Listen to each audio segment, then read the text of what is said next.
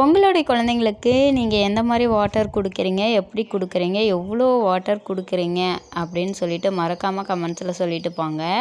ஏன்னா குழந்தைங்களுக்கு வந்து சம்மர் டைம் ஆகிடுச்சு, ஸோ டீஹைட்ரேட் ஆவாங்க. ஸோ அதனால் வாட்டர் வந்து அதிகமாக கொடுக்கணும்.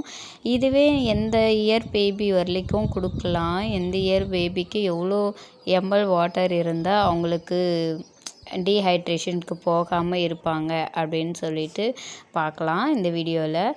லெஸ் தென் 6 months பேபிஸ்க்கு வந்து தண்ணி தேவையே இல்லை. ஸோ அவங்க மதர் மில்க்லேயே வந்து 80% வந்து இருக்கும். ஸோ அதுவே அவங்களுக்கு போதுமானதாக இருக்கும். அதுவே 6 to 12 months பேபி இருக்காங்க அப்படின்னா அவங்களுக்கு 120 ml to 240 ml வந்து வாட்டர் கொடுக்கலாம். அதுவே அவங்களுக்கு போதுமானதாக இருக்கும். அதுவே 1 year 2-3 years பேபி இருக்காங்க அப்படின்னா 800 to 1 liter வாட்டர் வந்து நீங்கள் கொடுக்கலாம். இல்லை அப்படின்னு பார்த்தீங்க அப்படின்னா 4 to 18 years கிட்ஸ் இருக்காங்க அப்படின்னா 1.2 liters அண்டு 1.5 liters வரைக்குமே வாட்டர் வந்து கொடுக்கணும். இதுவே 8 to 12 years பேபி இருக்காங்க அப்படின்னா 1.5 liter 2 liter வரைக்குமே வந்து அவங்களுக்கு கொடுக்கலாம். மோர் தென் 14 years கிட்ஸ் இருக்காங்க அப்படின்னு பார்த்தீங்கன்னா 2 and 3 liters வந்து வாட்டர் கொடுக்கலாம்.